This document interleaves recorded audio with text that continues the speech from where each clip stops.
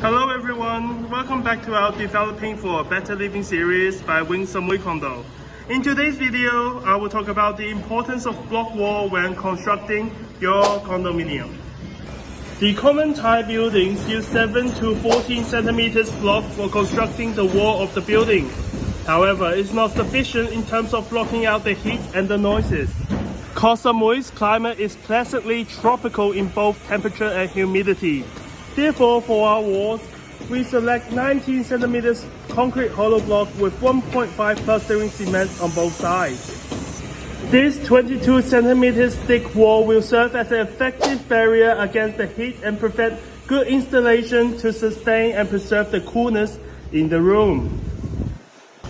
This is because the concrete hollow block can catch the heat that passes through it and catches the heat within the holes during the daytime and releases slowly at night.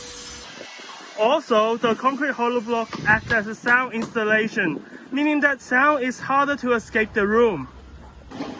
This is because concrete is a dense material, which can absorb and dampen the sound wave, and the empty space within the block creates an air pocket that acts as a barrier to sound transmission.